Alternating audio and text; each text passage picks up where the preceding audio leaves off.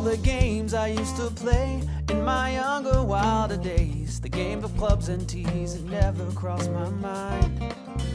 But after some discussion with my closest, dearest friends, I decided that I'd give it one. Welcome into the Turn Fantasy Golf Podcast. My name is Andrew Putters. I'm here with my partner in crime, lead editor at Rotoballer.com, Joe Nicely. Joe, how was your weekend? Got to knock the rust off the old sticks at the brook, I saw?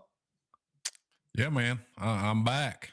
Went out and played yesterday. It was British Open conditions in East Tennessee yesterday. I thought it was going to be a little bit nicer. It's kind of cool and windy, but yeah, man, got out there and knocked the rust off. It felt great. Been itching to do it. Been a long winter here with everything going on, the coronavirus, and we kind of had a rough winter for East Tennessee. So I was really excited to get back out there. Got out there with our buddies Chase and Peyton. Had a great time over at the brook and really looking forward to getting back in the swing of golf and playing a lot this year. Absolutely. Yeah, You played today, right? I played today. It was 74, 75 degrees outside. You know, I'm just not a fan of playing on the dormant grass, man. I know it's, some of our other friends up north, they're still under snow and everything, and we're not getting out or not getting allowed to play yet, but just not a fan. I like it when the grass is green, the ground's firm. I guess, I don't know, but did not play well, but that was expected. Haven't played much, but like you said, I'm hoping to play a lot of golf myself. And we're as far as the turn goes, man, we are just looking excited about this next week, excited about last week. Got a lot to talk about on this show, but first let's talk about rotoballer.com, Joe.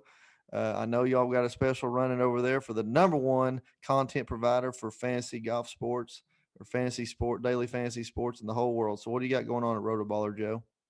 Yeah, man, we're really excited about our content over there. Really excited about the players this week.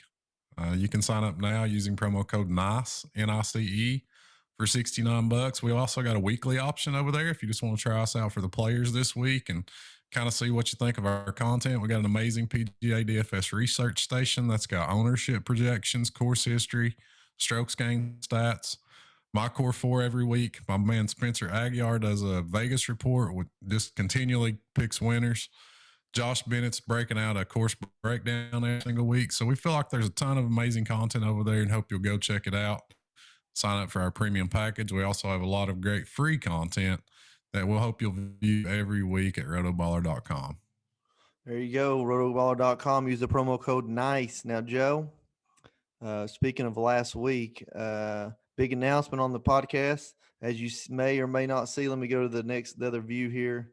Let's go to the gallery view. You see Joe and myself, we're both wearing these new hats, man. I got it looks like a Columbia blue Carolina style. You got the navy blue with the red cart.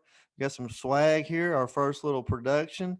Unfortunately, these are probably not going to go for sale. We're probably going to give all these away. So maybe in the future we'll have some for sale. But anyway, like Joe put out there last week that we're going to be giving away one of these after the players. There's two requirements. You follow us on Twitter and you follow us and you're subscribed to us on YouTube. And,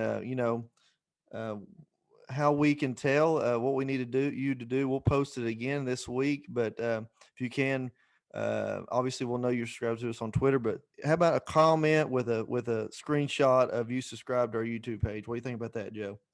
Yeah, man.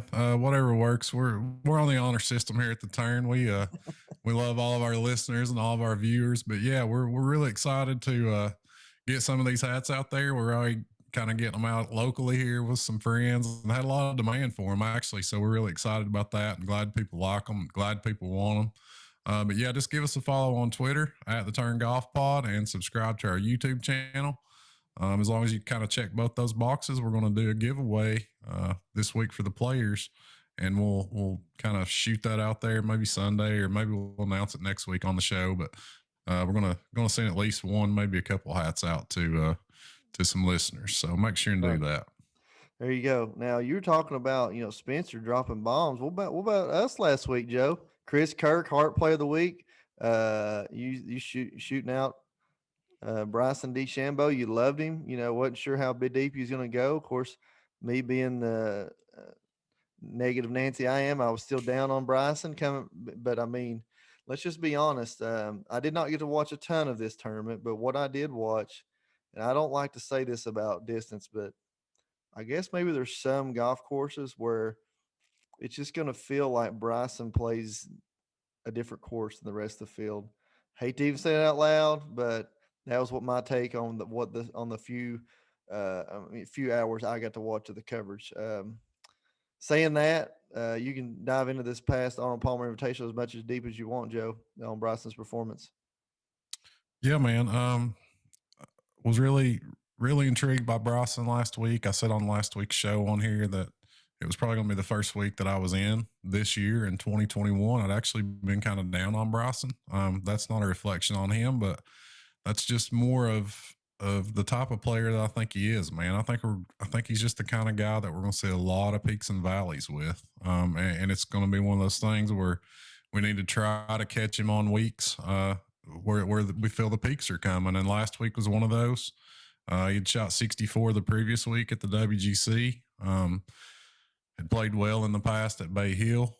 So I kind of like that those two things were colliding there. Obviously, kills par fives, as you mentioned, big advantage off the tee at Bay Hill, a long golf course, and really good from 2+ yards out, which is a stat that's kind of surprising about Bryson, but one that I was super interested in last week. So I don't know that he maybe is ever, certainly I don't feel right now, kind of a Dustin Johnson type player, a Rory type player, a guy that we want to target each and every single week that he's playing. He's more of a guy that we're going to pick and choose a little bit and kind of hope to get right. And last week was certainly one of those weeks, man. Huge win. The guy just continues to impress. Went for it on the par 5, the par 5-6 hole. Tried to drive it and did. Ended up a little right, but man, it was such a cool moment. We've had such an amazing year this year, Andrew. Jordan Spieth back in the mix again. Made an ace Saturday, just went bananas on Saturday. The first 7-8 holes there. We had Bryson driving par 5s, Lee Westwood, kind of the old KG vet in there. Just another really, really exciting golf tournament. And it seems like 2021's been packed with them, man. So who knows what we got in store for the players this week. Really excited for this one. This is a huge event, obviously, and can't wait to dive into it. Players Championship is always a great show. It's probably known as this might be the best field of any tournament you'll see all year. 48 of the top 50 in the world this week, Andrew, playing. There you go, 40 of the top 50 in the world. Like you said last week, Jordan started out birdie hole in one, and I think it was the no laying up guys, or might have been Chad. I don't remember. Somebody put out there that no good round starts out birdie hole in one, so it was just going to go downhill from there. But still, Jordan Spieth in the mix on a course that we did not predict that he would play well at. Coming up this week, Sawgrass. He's never had a great finish. I think he maybe only made the cut one time. I think that's right. Maybe not. I think his very first start, he played really well here, and he's played really bad since. There you go. So I mean, and this is a interesting track because distance can help you, but not really if your approach isn't very good. If your approach is good, but your putting, I don't know, it's just this is a weird stat week kind of golf course. Not super long, but at the same time, it plays longer than the actual yardage. So that's hard to even understand what I'm even trying to say there. But anyway, last week, another take I have, Lee Westwood did not fall apart. You might want to go in a little bit about him, Joe, but for me, it looked like Lee Westwood just battled and battled and battled, and just the golf course, not that the golf course too much for him, the golf course too much for anybody. I think I saw this. It's not the first time that nobody has shot in the 60s on a Sunday there, and it will not be the last from what the people at the golf course say. But talk about Lee Westwood. Yeah, man, really impressive. I mean, we've seen these veterans kind of pop up from time to time and play well, and Westy's one that's done that consistently the last couple of years. Went on the Euro Tour a couple times and played really well all week, hung right in there. Kind of came down to the putter. Really let him down on Sunday. Missed a couple close ones there early. then made a mess of the par 5 late. So I think you can kind of lay it on the putter, which has always kind of been his issue. Always been a world-class tee to green player, obviously contended in tons of majors, won tons of tournaments in Europe over the years, and just a really cool guy, just a really likable guy you want to pull for. So it's really fun to see him up there, man. Just such an interesting mix of players up there last week, and kind of a continuance of what we've seen throughout the year, man, with just really exciting weekends, really dramatic kind of storylines, and the PGA Tour is coming through big time, man. And it's kind of weird that we're at the Players, because this is when things got shut down last year. We went 3 months without golf, and it seems like golf's back and better than ever since it did come back. And this year certainly just continues to deliver, man. So hopefully we get another great event this week. Yeah, that's right. So the Players Championship, you ready to get into it, Joe? Yeah, let's go, man. Let's go. I'm ready. Players Championship. Where's my little? There we go. Players Championship. This golf tournament is 47 years old. It's played at the TPC Stadium Course. Hasn't always played here, Joe. It's played at Atlantic Country Club, Colonial Country Club, somewhere else, and then Sawgrass Country Club for a few years. In 1982, has moved to the Stadium Course at Sawgrass there, and is this Ponte Vedra Beach? Is that right? Yeah, Ponte Vedra Beach. As far as the Stadium Course goes, par 72, about 7,200 yards long. Got a greens are Bermuda with some POA and some little bit of bent just mixed in there. They got Celebration Bermuda tees, fairways, and rough, which is very consistent grass. I don't know what. Do you know these greens? Are they relatively normal speed when it comes to the rest of the tour average? Do you know, Joe?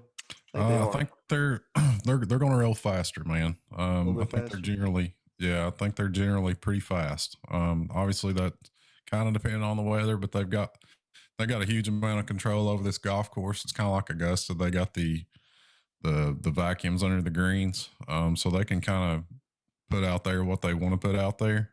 But they're going to be rolling fast. I think traditionally you see them roll faster than most tournaments. Some years you see them rolling really fast. But yeah, I expect them to be pretty quick this week.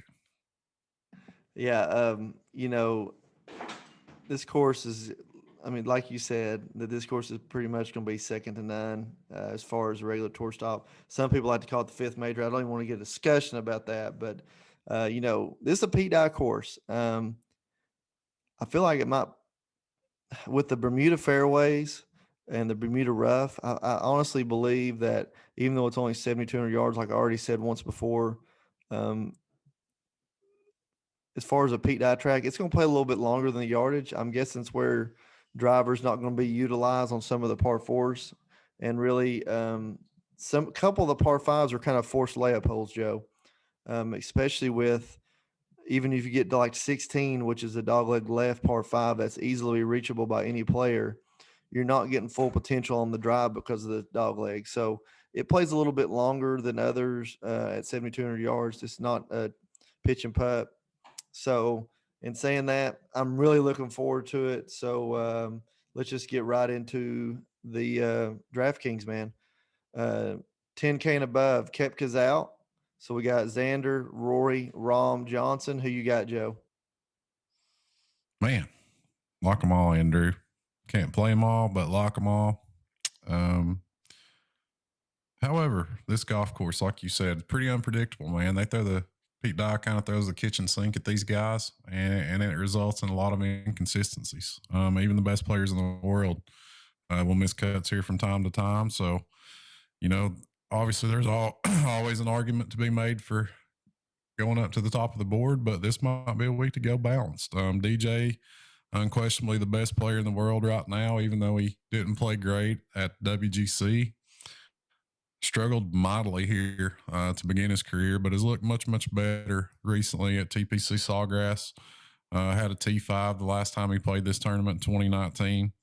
3 straight top 20s. So you have to love DJ. He's great at everything, but you don't feel like this course truly plays to his strengths, which is off the tee, scoring on par fives. Same can be said of John Rahm. Kind of similar history here. Struggled the first couple of career starts here, and then really put things together there in 2019, and kind of had the famous final round meltdown where he tried to hit a ridiculous shot and went in the water, and things unraveled from there.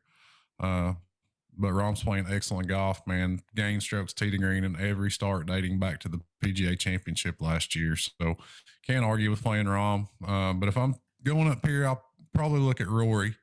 It's probably as high as I'm going to go this week. He's the official defending champion, considering last year got canceled because of COVID. Won here in 2019 and had played really, really well leading up to that, and ran off 3 straight top 8s here. We seen him top 10 last week, kind of a classic Rory outing. Open with 76, or open with 66, closed with 76, finished tied for 10th, Andrew. Kind of what we expected from him. But you have to lock him here. His game's in a good place. He just hadn't been able to put 4 rounds together. And then you look at Xander. He's kind of been the opposite of what we've traditionally seen at the Players. Started off with a runner-up finish in his career debut on this golf course back in 2018. Finished second to Webb Simpson. But then kind of unsurprisingly, what TPC Sawgrass can do to people, he missed the cut in 2019. So that's just what we're going to get here, man. There's a lot of inconsistencies, a lot of volatilities. This golf course is designed to kind of not favor any one style. There's water and hazards everywhere, which can lead to big numbers, which can lead to missed cuts. So it's really tough to depend on people this week. Although Xander is one of those guys that you feel like is super consistent. He's got 2 runner-ups already this year. Does everything well, which is kind of what we're looking for this week. We're not really targeting one specific area, one specific skill set. We kind of want to look for guys that are good at everything, and Xander certainly checks that box. So leaning Xander and Rory up here if I go here this week. Although I think an argument can be made for starting your rosters a little lower down the salary scale. What's your thoughts, Andrew? I know you're not always a big spend up guy. You gonna be doing it this week, man? Probably not, man. And I'll tell you my answer why not here in a minute. But if you're looking at these 4 guys, I mean, I've put all my chips with DJ before in this tournament, thinking that this is the track for him. Like you said, really a lot of his advantages get taken away, and you know what can be said. Same can be said about Rahm. You know, he's not getting utilized that power. It's hurting his game against the field. Rory, though, like we've said in the past, special player, can win literally on any track. We just don't know.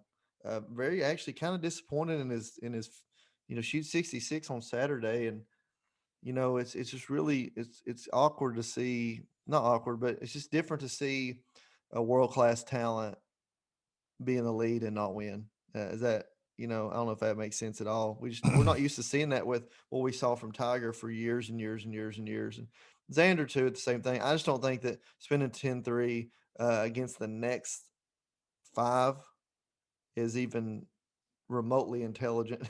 I mean, okay, so you got JT, DeChambeau, Webb Simpson, Morikawa, Hovland, and I'm gonna stop at Cantlay at 92.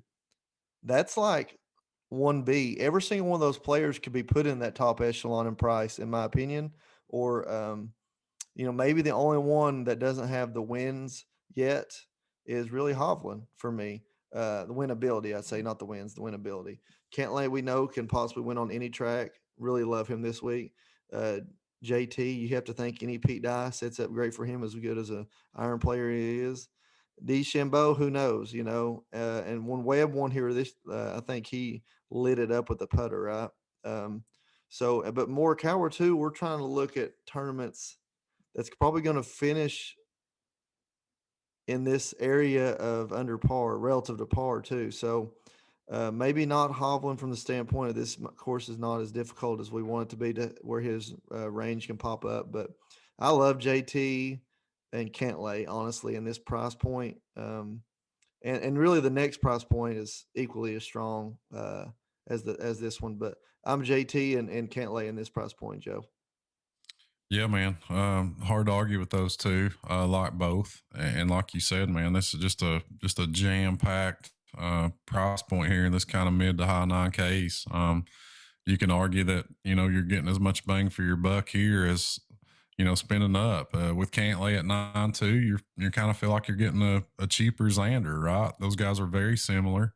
Cantlay's super consistent, has 2 top 25s and 3 career player starts. Has played excellent this year, ranks first in the field in strokes gained total over the last 24 rounds. He's gained strokes tee to green in each of his last 3, has a runner up and a T3 already this year. And it feels like a big breakthrough win's coming at any time for Cantlay. So, definitely one of my favorite players on the board. Like I said, you feel like you're getting a discount maybe from one of the top guys by going to Cantlay, and the same can be said for JT. I think he'll be extremely popular coming in at this 9.9K price point. People are going to feel like they're kind of sneaking up on people by rostering JT. That's not going to be the case. He'll be highly owned, but he's looked out of sorts a little bit, man. He's kind of been all over the board. Missed a cut at the Genesis, which we were really surprised with. Then bounced back with a T15 at the WGC. Gained 9.5 strokes on approach in that tournament. Trailed only Morikawa, who won it. But kind of a random stat, man. He lost 5.9 strokes off the tee in the WGC. That was the worst statistical performance of his career, Andrew, off the tee at the concession there. And he's now lost strokes off the tee in 3 of his last 4. So something's not right with JT. Obviously, he's capable of putting everything together and winning this week. Certainly not saying that, but just looked a little bit out of sorts, man, for me to be in an all-in top situation with him, as popular as he's expected to be. And Webb, you touched on him there. He won here in 2018, just dominated this golf tournament in 2018. He's got a couple of T16s wrapped around that, and 17 and 19. The dude is just unbelievably consistent. He's got as many wins in the past year as he has missed cuts. 2 wins, 2 missed cuts in the past year. Couple of top 5s, couple of top 6s already this year. So I absolutely love Webb. I'll be starting a ton of lineups with him, Andrew, because I feel like he's a great way to kick off balanced bills. And then we kind of touched on Morikawa, won at WGC. The iron play's amazing. We have to love him. He's been off the charts good with his irons really since coming on the PGA Tour, but especially lately. Doesn't have any official starts here, which is kind of my one concern with Morikawa. But he did play last year in that event that they shortened after 1 round, and he shot 68 in the opening round here last year. So even though we don't have any finishes on him, he's seen this golf course. Obviously had some practice rounds and 1 competitive round. Same can be said for Hovland. Played well in that 1 round last year. He also shot 68. The dude's been on an absolute tear, but you have to be a little bit worried after his weekend at Bay Hill, man. Shot 77, 78 last weekend, Andrew. So is Hovland maybe out of gas, man? He's been playing a lot, had a lot of deep runs. Did he kind of run out of juice last weekend? What's up with that? And give me your thoughts on Hovland, and then take me on down the scale a little bit. Well, I mean, you look at Hovland alone, it could be an outlier as far as he could have some fatigue setting in, but I mean, I think, he took 2 weeks off, 3 weeks off there in between, seemed like Hawaii and playing again, 2 weeks off, I think it was. And, out there on the West Coast. But I mean, I don't think people understand how hard that golf course they just got done playing was. I mean, Bryson DeChambeau had inside 100 yards twice on a par 5 and missed the green both times. So I'm not saying that's relative to his game, but I mean, that was a hard golf course. We saw a lot of mid to high 70s. I mean, I don't even know how many people finished under par on Sunday, but it was very easy to go from feeling like you shoot even par and shooting 78. I think that was pretty standard operation over the weekend. So, moving on down.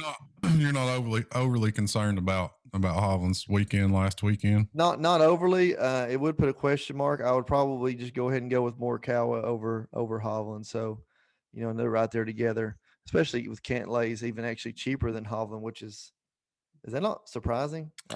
Yeah, I mean, I guess they're basing that on kind of recent performance. I hadn't had a chance to look at the odds yet, the Vegas odds, so that might be playing into it as well. But yeah, I was kind of surprised to see Cantlay there at 9-2. Have to feel like he's going to be one of the most popular plays on the slate, but it's really tough to argue with him at that price. I mean, you could, kind of take the contrarian route and fade him in GPPs, but he's just a rock solid play there, man, at 92. And that's another thing. If you're playing GPPs, kind of keep in mind that this golf course can kind of throw you for a loop. We might see some guys miss the cut that we're not expecting. So, certainly there's a couple of huge surprises in this event every single year. So take that in mind when building rosters. Maybe you can go a little bit contrarian, but certainly love all the guys in that range. Webb, Morikawa, Cantlay, JT, lot of strength there.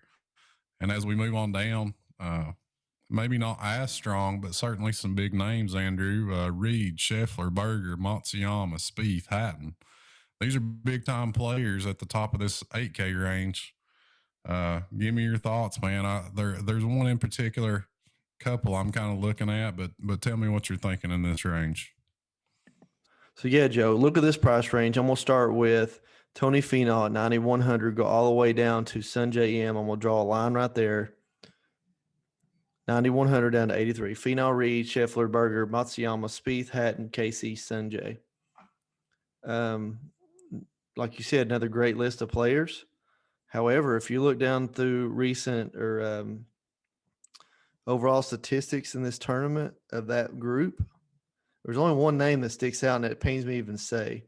I mean, I thought Tony Finau makes so much sense here, right? Plays par four is good. Makes so much sense. However, has not had great results here, but one player has. Now, he's highly inconsistent, Hideki Matsuyama. Highly inconsistent, but has had great finishes here in the past. Couple of top 10s, top 20. I like Sungjae. Be honest with you, I like Paul Casey. How does Paul Casey not play good here every time? How's Paul Casey not play good on any PGA course? I don't know. What's your thoughts on this price range? Yeah, you hit the nail on the head, man. There's a lot to dig into with Hideki here, I feel. 8.7K.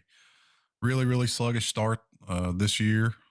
Kind of burned me at the Century. I was big on him the first tournament of the year and didn't perform well, and kind of continued playing bad there, man, for his next couple of events. But he's kind of quietly been rounding into form after that sluggish start. Played well last couple of times out. Really an afterthought last week, man, but played really well at Bay Hill. And he's been a beast here. He tied the tournament record last year in that opening round, shot 61. He's made 5 of 6 career cuts here with 2 top 10s and 3 top 25s. So, I mean, even though this golf course kind of leads to volatile, erratic play, and Hideki can be very erratic player, he's been extremely consistent here. So I'm interested. The irons are firing again. He's gained strokes on approach in each of his last 2 starts and kind of putting things together at the right time, man. So I wouldn't be a bit surprised to see Hideki make a run, even though, like you said, he's a little bit gross to roster here. And then Terrell Hatton, I'm interested in at 8.5. Kind of a weird week last week.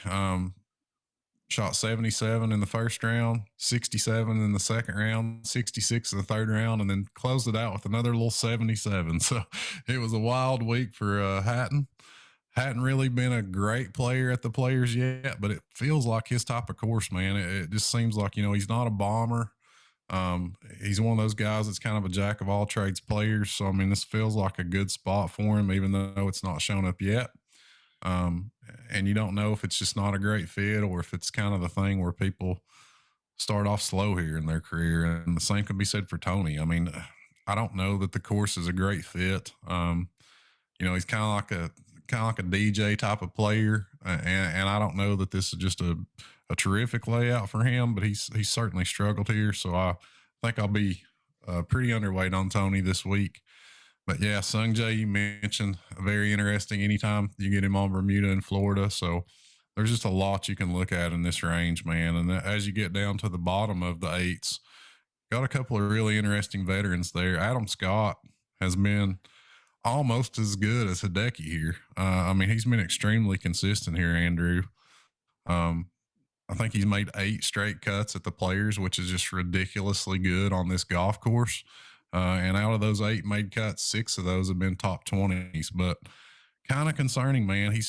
We said Hideki's trending up. Adam Scott's definitely trending down. Has looked kind of lost in his last couple of outings. Lost strokes tee to green at Genesis, and then at the WGC he lost 9.3 strokes tee to green.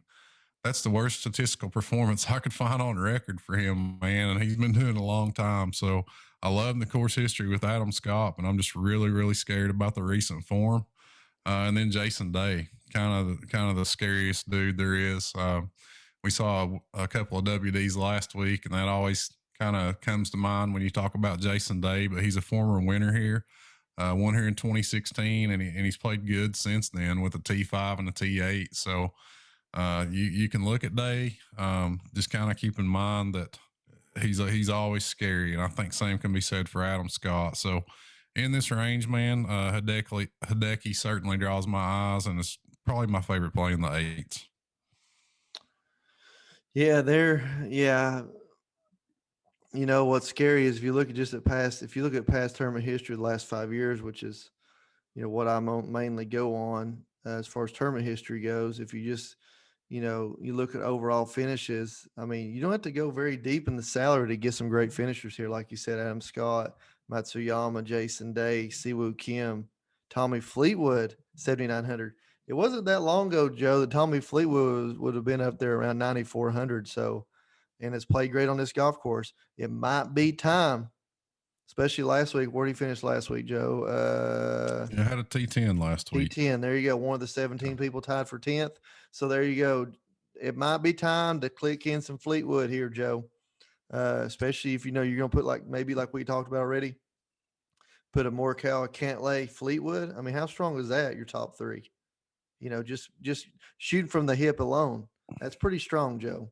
Oh yeah, man. You can make some really good looking lineups this week. Like I said, it kind of leads me to build more balanced, and I think Fleetwood's one of the best buys on the slate, man. He's at 7.9, like you said, and last week he was at 9K. Played good, had a T10. Was kind of hoping he might fly under the radar this week, but he knocked that in the head with a pretty strong outing. He's played extremely well in this event, has a T7 and a T5 here in his last 2 starts. Has played really well in Florida throughout his career. Had a runner up at the Honda last year and the top 10 at Bay Hill last week. So, I mean, I think you can certainly look at Tommy.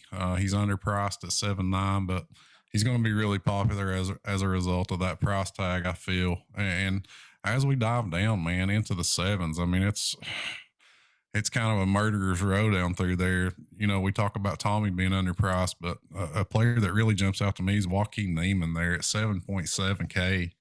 The guy's got 2 runner-up finishes this year, Andrew, and has played really, really well.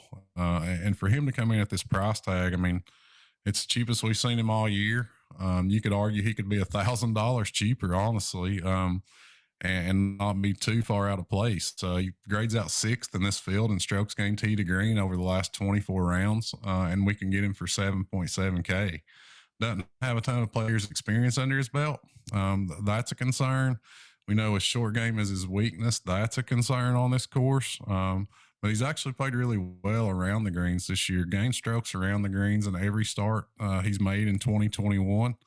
The dude's an unbelievable iron player, which is something else we're looking for here. So, you know, you feel like you're gambling a little bit. But in GPPs where you're shopping for upside, man, it feels like Joaquin Neiman's got a breakthrough win coming. Been really close this year. And I love him at that price tag. What are your thoughts on Joaquin, Andrew, there at 7.7? I've been coming around to Joaquin. I've been coming on Joe's side of Joaquin here recently, but I'll be honest, man, I like the guy right above him. Kokrak, back-to-back top 10s, Joe. Has not had a great finishes here, but I mean, like we've said in the past, if Kokrak can just go even with the field with putting, man, I love his game on this course. Hits the ball straight and long. Yeah, I think Joaquin Neiman's definitely got the young firepower that we love to see.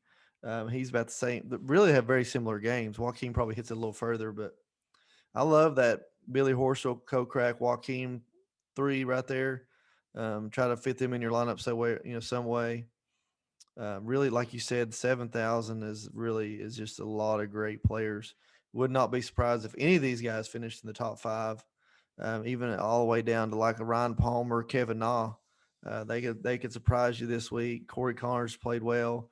I mean, really on this week in the 7,000s, I think you maybe write them down on a sheet of paper and start scratching names off. For instance, you're going to want to scratch off Justin Rose.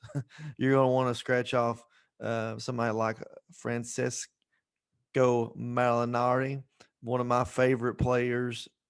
I'm starting to think something here, Joe. 16, 17, 18 with Francisco.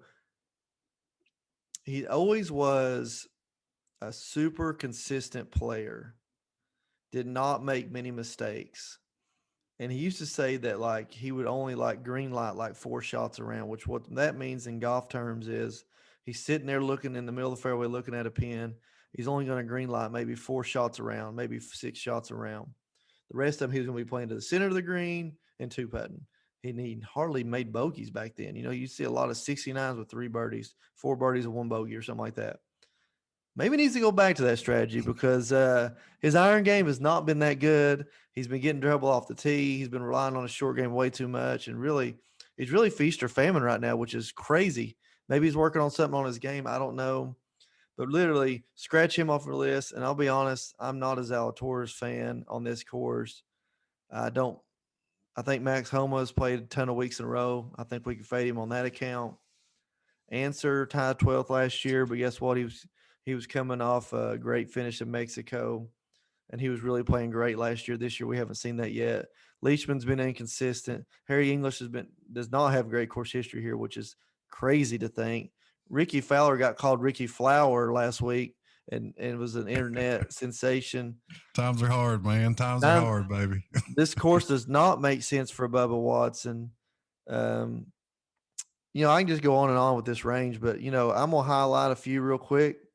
Unfortunately, like I said, Kokrak, Neenum, Horschel, Cam Smith, Fleetwood, you got to love them. Corey Connors, I'm coming around on him to your side of the table, Joe. On him, I'm going to hate to say it for you. You have to get the race or take him off the list. Sergio plays good on this golf course, Joe. This is a golf course he's not going to sit around and complain about because it's always going to be in good shape. So, yeah, two players that are on the list play pretty well on this golf course, Sergio and Kevin Na. yeah. So I might be in trouble this week, Andrew, because I refuse to play them, buddy. I'm not going there. They're on the list for a reason, and I'm keeping them on there. Yeah, yeah. One of the guys that's on my green light list, he's just on automatic right now. I'm gonna disagree on him with you, and that's Willie Z, man. The man, the myth, the legend. Another top 10 last week. Just kind of keeps defying expectations, kind of breaking all the rules. We don't want to play guys that are making their players debut, but you know what, man, the kid just keeps doing it. So I'm sticking him in there at 7,600. He's a tremendous player, and even though I'm not crazy about it being his course debut, I'm rolling with it, man. He's if he makes some putts, he could find himself in the mix, man. He's gained 8.6 strokes tee to green last week, 9.3 strokes tee to green the week before that. Has been posting good results without making any putts. He's losing strokes on the green. So if he were to find something this week, Andrew, I think we could see another good performance out of him, man. I get where you're coming from, maybe fading him because of the inexperience, but just really like his game. He's kind of a Webb Simpson type of guy with more length. So I'm really looking at him. And Max Homa, I'm a little bit worried about the fatigue factor, but we know he plays hard golf courses really well. Snuck in there and had a T10 last week, kind of as an afterthought at Bay Hill, and that's after winning it Riviera and posting the top 25 at concession. So the guy can handle tough golf courses. So I'm willing to look at Homa. Answer, you mentioned, I looked at. I feel like it could go either way there. He's been tough to peg this year. He's kind of been all over the board. Harris English has missed 6 straight cuts in this golf tournament. So kind of play Harris English at your own peril. I don't know what's up with him at TPC Sawgrass. You mentioned Sergio, and then you get down into just ball strikers galore, man, and that kind of mid to low 7Ks. Carlos Ortiz, Russell Henley, you mentioned Corey Connors, Ryan Palmer, Siwoo, guys that are just ball striking dudes. And Siwoo, we always want to look at on Pete Dye tracks. That's kind of a note I made after his win at the Amex. We've seen him win this golf tournament. He's played really well in Hilton Head, so definitely a Pete Dye specialist. So you might want to look at Siwoo there. Kisner, it's type of track where length ain't going to be a huge factor, so you might want to give him a look. And then a couple guys there at the bottom of the sevens. Ian Poulter's a veteran, finished runner-up in this event twice, kind of easing into the 2021 schedule, but we know he plays well in Florida, played well last week. So, if you're looking for just a veteran, you feel like it's going to maybe ground you out a made cut, I think you can look at Poulter. Christian Bezenhout there at 7-1. He's kind of coming on, won 3 times on the Euro Tour, South African Open champion. Had a really good finish last week and had a really nice opening round 65 in this event last year, even though it kind of didn't go in the record books. And then close out the sevens with Alex Norren, man. He's a veteran, kind of inconsistent, but he's put a couple of good finishes up in this tournament. Had a T17 and a 10th place here. In 2 of his last 3 players starts. So just a ton of players, man. I'm saving my last 7K guy. You know who it's going to be, Andrew. The price tag hadn't changed. The Hart play of the week last week, a T8, and he's there at 7K again, man. And he's got a T13 and a T12 on his player's resume. Pencil me in, brother. We're going to continue to roll with Chris Kirk. Love Chris Kirk this week. Love Chris Kirk on this golf course. Love it. Basically, he's going to be on autopilot anytime he's in the low 7s for this podcast. So if he's in the 67 to 73 range on a Monday night, you're going to hear it coming out of the turn's mouth. We love some Chris Kirk, especially on a golf course where ball striking is going to be a big deal. Really, I'll be honest, Joe, you drop below Norren. I'm at a wit's end. So many people I hate to roster down here. And it starts with Keegan Bradley. And really, unfortunately, Brian Harmon for me, I just don't like rostering him for whatever reason. Even though he's a great price, Munoz is interesting. McNeely, Clark, they're interesting plays. Hadwin could pop in there. But I'll tell you a name I am stopping on. Russell Knox lives on this golf course, has a couple top 20s in the last 5 years. I mean, he's not somebody I'm going to sit here and say, put all your eggs in his basket, but he's put together some good tournament rounds here. Dropping past that, I don't know where to go, Yeah, I'm with you, man. Yeah, I'm with you. After Chris Kirk, Chris Kirk's probably my last eggs in one basket guy on this salary scale. After that, a lot of good players, not a lot of players that I'm going to be all in on, at least not in this point in the week that I'm seeing. You mentioned Keegan. We know he's streaky and played well last week. He's actually played pretty good in this golf tournament, so you can give Keegan a look, even though it's always just gross playing him. Brian Harmon, I'm a little bigger on than you. I like to roster him. I've went to him several times already this year, played him a lot in the swing season. He's not going to blow you away statistically, really not going to blow you away results-wise, but he's a consistent cut maker, a guy that's kind of solid in all areas that you feel like can succeed on this golf course. But after you get past Brian Harmon, other than Sicko Emiliano Grillo, who we liked last week and actually came through for us, he's played pretty well here also. He's a ball striker. We know the putting's gross, but at 6,700, man, you can kind of catch him with a hot hand. Same can be said for Luke List. Those two are two guys we had circled at Bay Hill. Both made the cut. List fell off over the weekend. Griot put together a pretty solid outing, but I think some of those similar traits translate here, especially the ball striking on approach. So I think you can look at List and Griot. But after that, man, though, there's a lot of familiar names. I feel like you're really getting into shaky territory as you move on down. Certainly, guys you can play down here. Guys we'll kind of discuss over at Rotoballer throughout the week. But not anybody that I'm ready to just say I'm all in on down here, Andrew. That I'm leaning more balanced this week anyway right now. So I imagine I'll be going down into the sixes a ton. This is a tournament where I don't feel like you're gaining a ton of win equity up at the top. So I don't feel like you have to get a DJ or a ROM in there. I feel like you can kind of start in the nines, work the eights, sevens, or a really fertile ground this week. So I doubt I'll be dipping in the low sixes very much this week. Yeah, and also another thing you got to think about this golf tournament, Joe. You already said that a lot of great players missed the cut. This is a great field, 155 people in the field this week. So very, very possible that if you get 6 of 6 through, you're going to have a high finish. Remember, this is a very well-known tournament where I think one year in the $200, whatever that the big one that we used to play all the time, or looked at playing all the time, was I think maybe 4 lineups got through, or maybe 2 lineups got through in the whole tournament out of 4, 5, 600 teams. So very possible that 1-2% of the teams get through on 6 of 6. So do not get discouraged if you only get 5 of 6 through. 155 people in the field, 65 and ties make the cut. So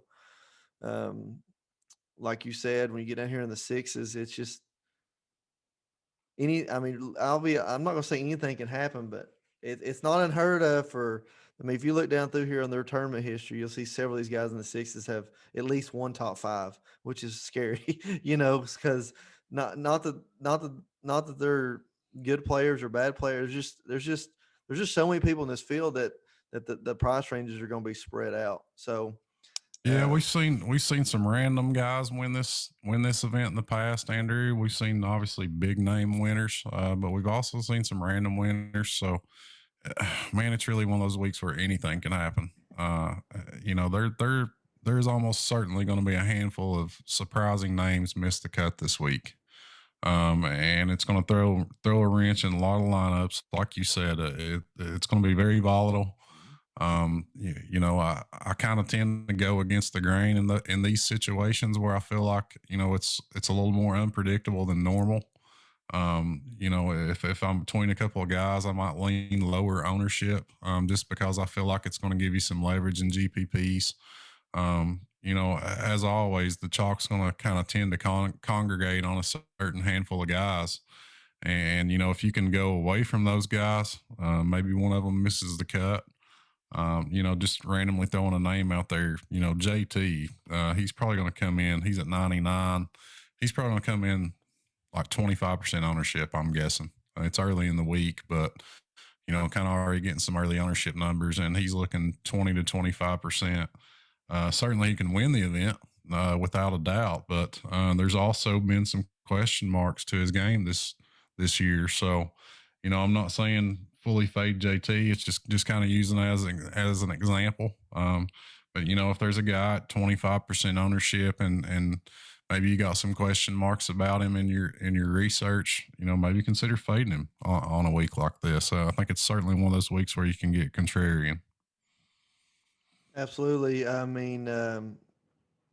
is going to be a go big or go home week on your lineup. So don't be scared to put anybody in there in the GPP. Like I said, big field, great field. Who knows what's going to happen? Very unpredictable tournament. That's why it's fun to watch on Sunday. We always know about the good holes coming in as far as, the 16, 17, 18 finish.